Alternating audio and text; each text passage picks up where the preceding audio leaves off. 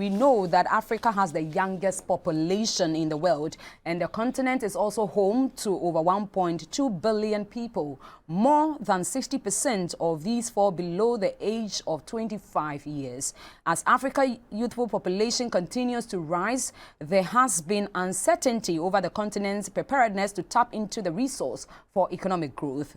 There's no doubt that the contribution of young people is paramount to the growth and future of the continent. But how are African governments utilizing this to our gain? And this would take center stage in our next conversation. How important would you say young people are to every country?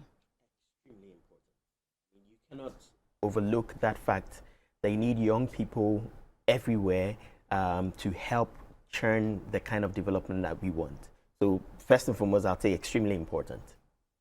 Yeah. Extremely important. But what are some of the challenges? You are an advisory board member of the Ghana-US Alumni Association, Correct. and you are also a young leader yourself.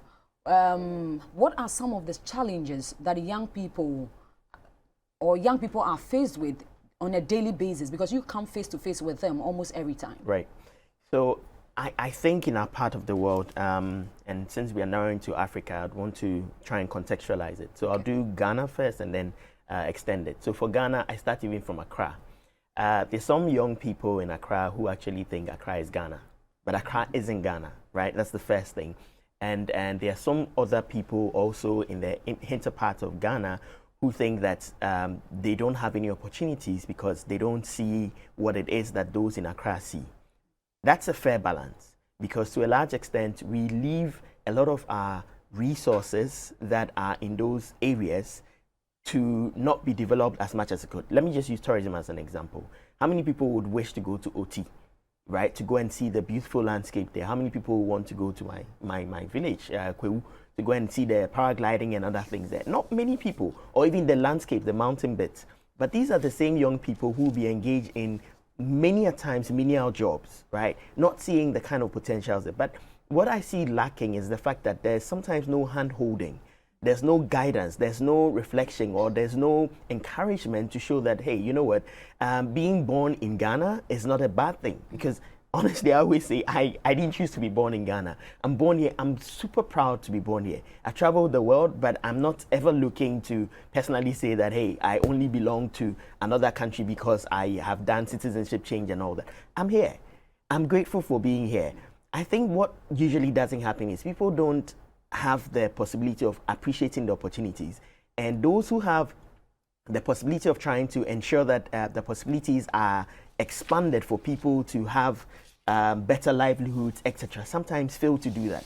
So that kind of opportunity to engage people who are young to see the potential they have in Accra, in Kumasi, in Takoradi, in Ghana, spread across to Africa, right? Because we talk about Africa having the biggest youth bulge, right? Youth population, and also the resources that are amazing. Talk about DRC Congo. What resource, natural resource are you looking for that you can't get there? But why are we so poor, right? And then you expand it further and look at the whole African continent and see that I think, in my opinion, we've not so much encouraged ourselves to appreciate what we have, but there's always the look to something other than where we are. So people are looking for the next flashy thing, the next green field, which is America, Europe, and other places, rather than here.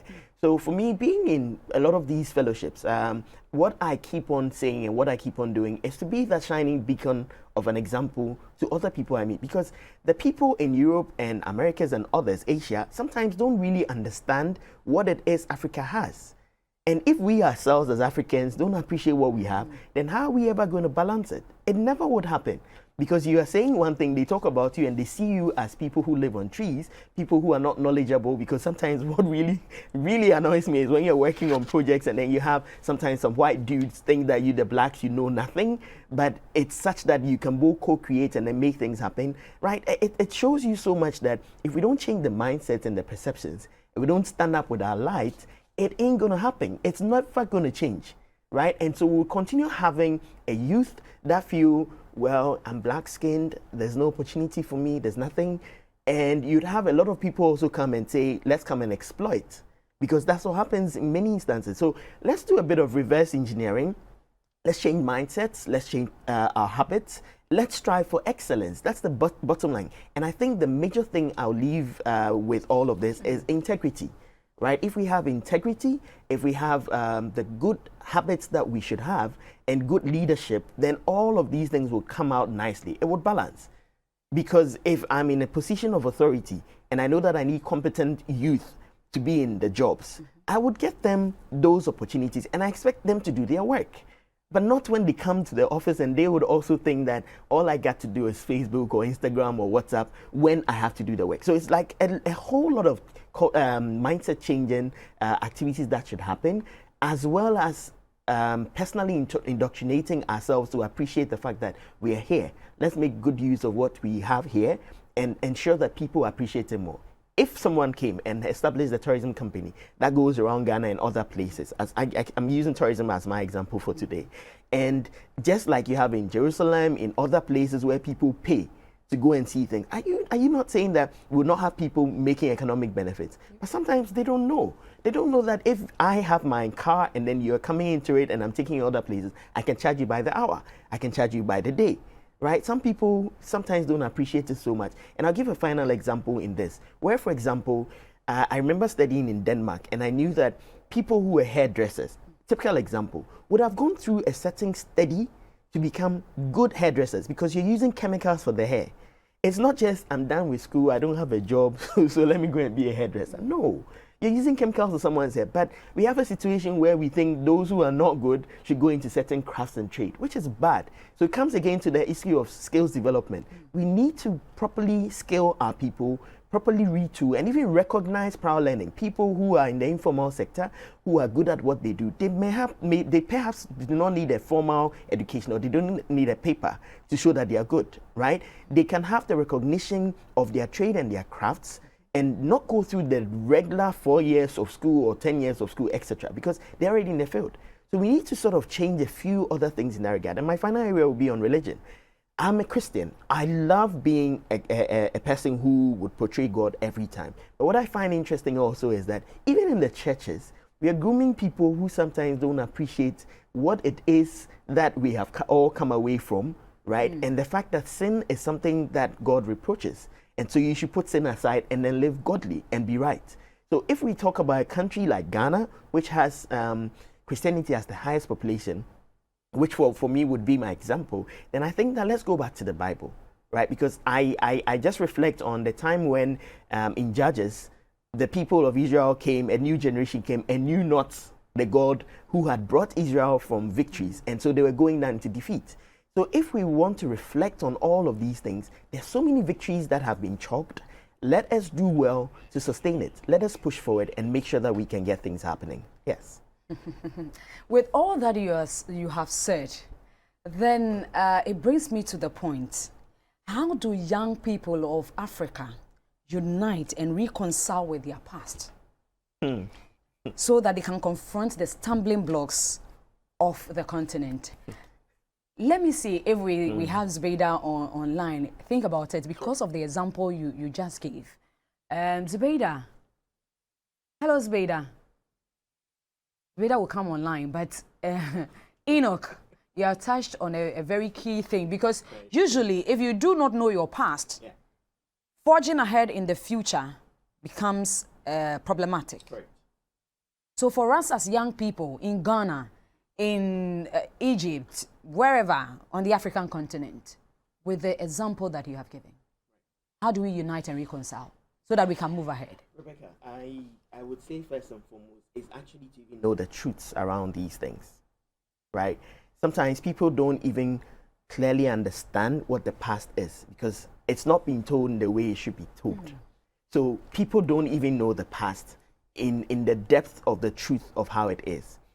I give the example again of being in Denmark where, so let me show you. In Ghana, we have the Christianborg Castle, the Osu Castle. Christianborg is a typical Danish name. It's actually the same castle in Denmark where they have the Christianborg Castle, and they are not so proud of their history that they came to Ghana and other parts of Africa to sort of engage in trade, slave trade as it were. But you see, we as the Ghanaians sometimes would rather be so antagonistic and blame them and the other European country, Portuguese, etc., for coming down and then engaging in slave trade. But you see, recall, that time, that was the trading activity, because my fathers and my mothers were interested in giving gin, in giving mirror, in giving gunpowder, right, for human beings. So at that time, they unfortunately were trading in such activities, and so I wouldn't blame so much the Danes and others who were here, because we accepted it. And in accepting those, what I could see is that we had a situation where, unfortunately, we didn't know their past. Okay, sure. Let me cut you in. We'll come back to where, unfortunately, we didn't know our past. Right. But I have Zubeida Ismail. Zubeida, you are connected to us now. We have been talking about rewarding excellence, and now we are looking at tapping into Africa's youth resource for economic growth. Your take, please. Yeah, hello, can you hear me, Rebecca? I can hear you loud and clear, Zubeida. Thank you for joining us. We have been looking at rewarding excellence, the just ended Ghana Energy Awards, and now we are looking at tapping into Africa's youth resource for economic growth. Please share with us what you have. Yeah, I think when we talk about the youth of Africa tapping into our youthful resources, it's a good topic that needs to be discussed, because when you look globally, Africa has a youthful population, right? Where we have most of us below the age of 40 years, which means that when it comes to human resources, when it comes to being energetic, we have the boys and the girls, and so we are a youthful population. Now, if we are a youthful population, what then it means is that we already have what needs to be tapped in. But of course, it doesn't take just being a youth to build the country. It takes being innovative. It takes being patriotic. It takes having some sort of plan or system that will support this population, that is the youthful population. So now the question is that, yes, we want to tap into the youthful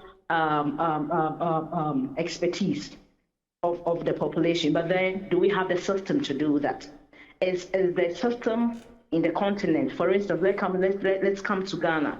Do we have a sort of system that supports the youth of Ghana? When I talk about system, what do I say? I remember this morning when you called me for this interview, your question was, are we patriotic? The youth of today in Ghana, are we patriotic at all? And so then my mind went back to when I used to be in Takwa. So I grew up in the western region in Takwa, and then I went to the north around in the year 2000. And so in the 90s, there was this thing we call communal labor, okay? And when we were having communal labor, you wouldn't find, at that time, you wouldn't find an elderly person, like somebody over the age of 60 years coming out to clean. No, it was us. I was not even living in a typical rural community or another privileged community. I was living in the nurses' quarters in Takwa, Sanide, because my auntie was a nurse at that time. So we lived perhaps in some of the plush communities in Takwa. Okay, you had everything, you had nice bungalows, you had water, you had lights and everything. But even at that level, we had that weekly communal labor. Now, why were we doing communal labor? We're doing communal labor because at that time, we had been told that cleanliness is next to godliness. I don't know whether now we say that again. At that time, we had what we call the, saman, right? And so you knew that if you don't clean or if you didn't clean your environment over the weekend, Saturday and Sunday, Monday as early as 7 o'clock, you will hear a knock on your door, and someone will be handing over a receipt to you and telling you that you have been summoned to court that very day or the next day. And so because there was a system that was putting the entire population into check, we were behaving well. The youth would come out and clean. Now, through politics or whatever reason, we have taken away that. And so whilst there is no, or when there is no system to check us, then you don't expect us to fall in line. I will give you another example. Look, in the Bible, because I heard my colleague there talking about the Bible, taking some verses from the Bible. I don't have a verse, but I know that in the Bible, even God, who created us, he created human beings, right? At least that is what we know. And then when he created us, he did not leave us to our will. God didn't say, I have created you, you have everything, and so just live the way you want. No. He gave us the 10 commandments. And so when it comes to rules and regulation, it started from the Bible. It started from the time of creation. So God created, he brought what? The 10 commandments, because he knows that these are the people I have created. He said he created us in his own image. And so God knew that if he leaves us, we would be wayward. If he leaves us, we will practice vices. If he leaves us, we will just do anything. Perhaps if he doesn't tell us, thou shalt not kill, we will kill. Thou shalt not steal, we will steal. That is why even God, the supreme creator, gave us the 10 commandments. It tells you that human beings have the tendency of what? Changing, of doing anything, if you give their will to them. And that is why we need laws. And so you cannot say that the youth, the population, we are irresponsible, we are not patriotic, when you don't have a system that will make us patriotic. When you and I went to the US, what did we see? We saw national, volunteerism, right? Yeah. In the United States of America, people volunteer from hospitals to,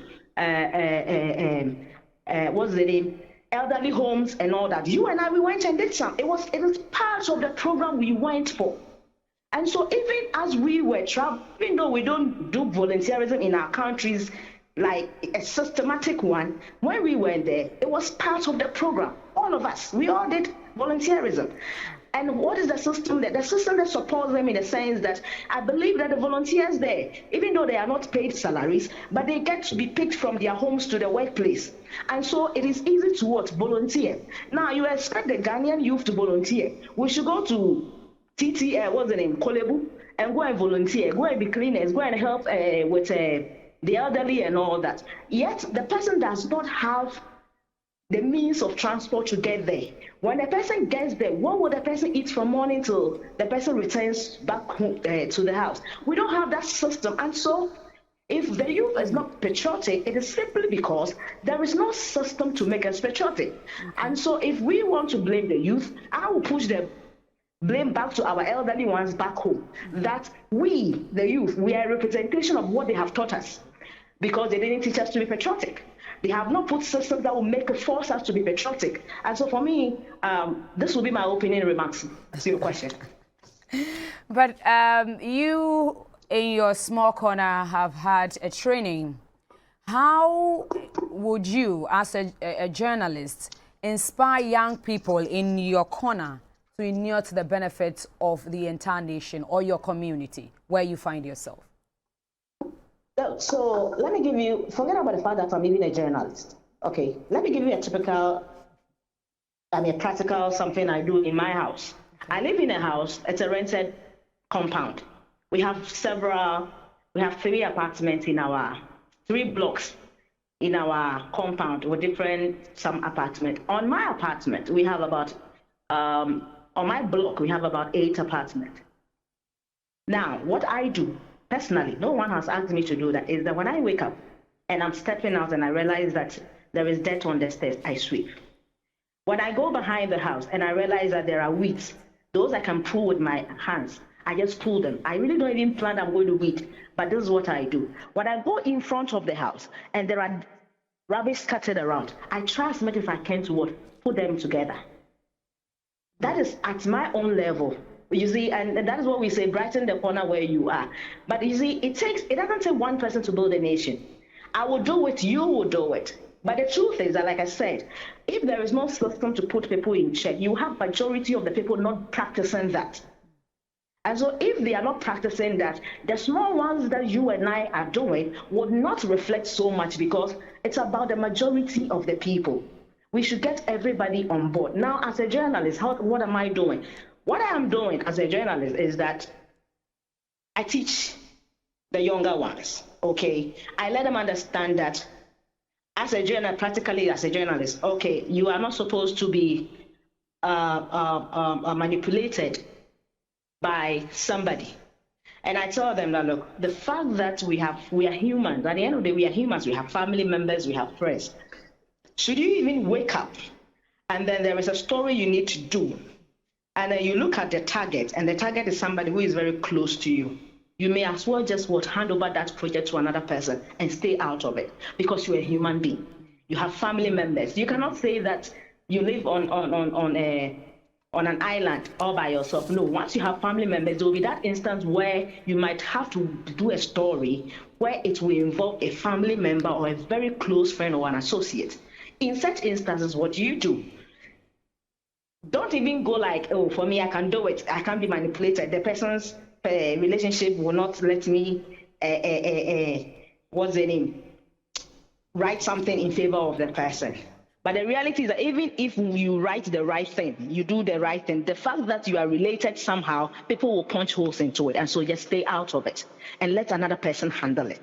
That is how you can stay and be that patriotic and try to also hold people accountable. And so when it comes to the journalism aspect, that's the advice I give. Secondly, I have opened Zami Report, which you are aware of. What do I do with Zami Report? I pay Zami Report. Zami Report is being hosted just like Joy News. The same money they pay for their host is what I also pay.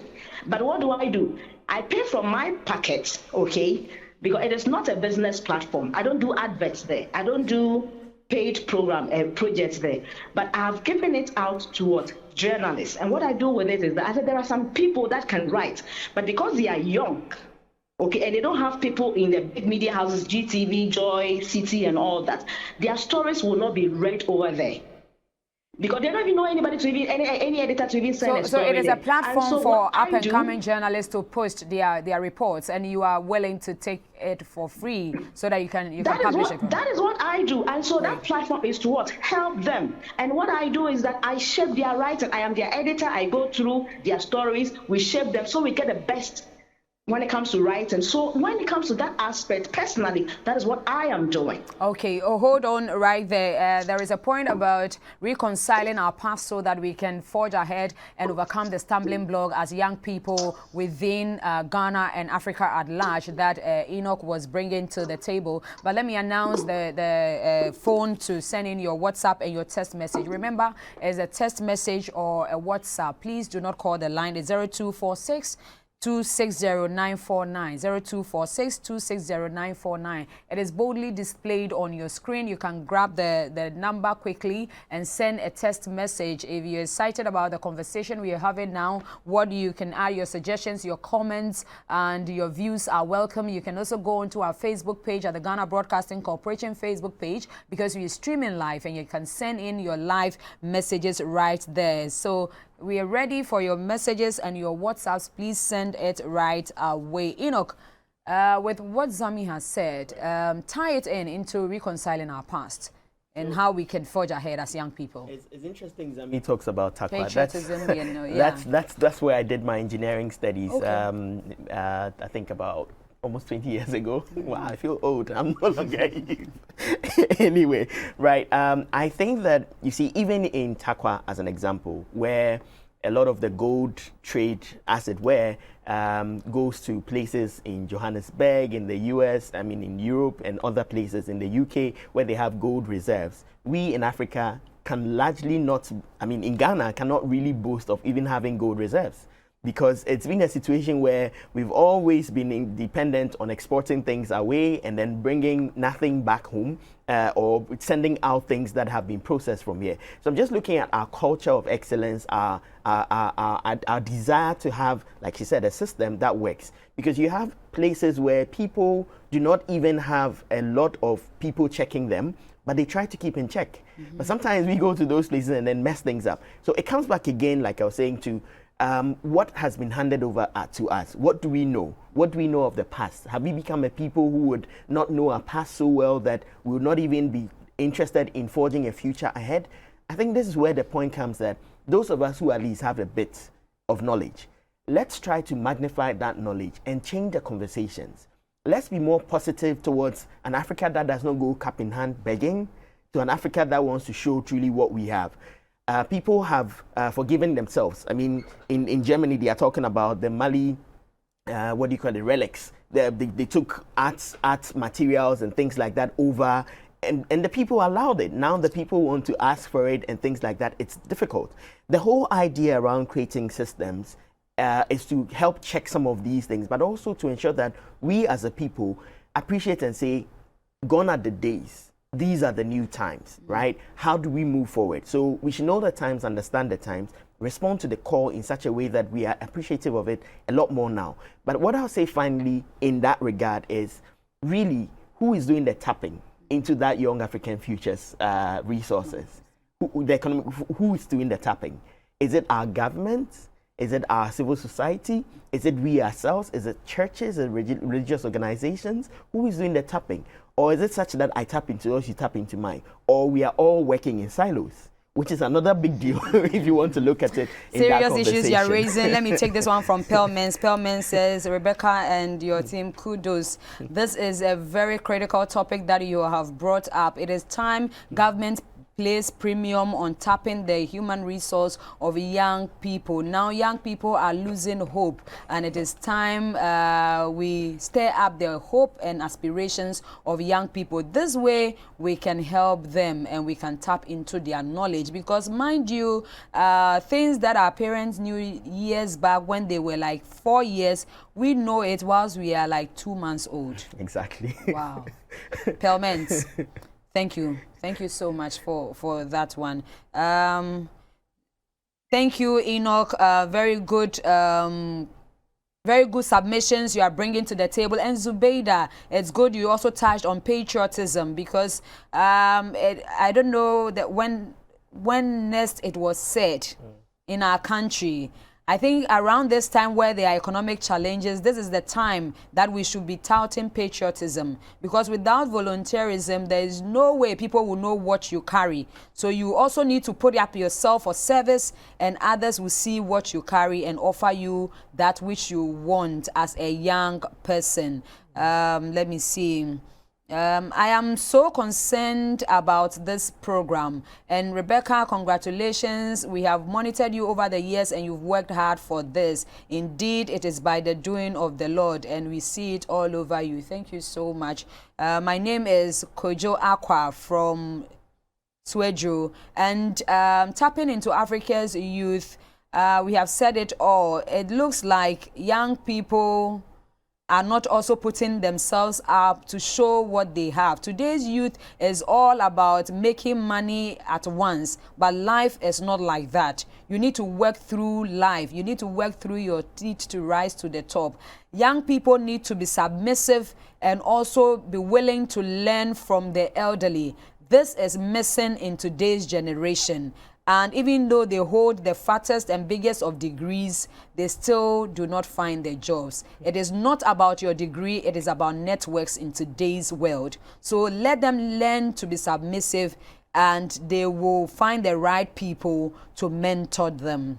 Hello, GTV, important conversations going on. What resonated with me was the fact that you admitted that those with the resources are not ready to help the young ones. We need help and support from those with the resources. We have the talent. The country is unfriendly to us at all.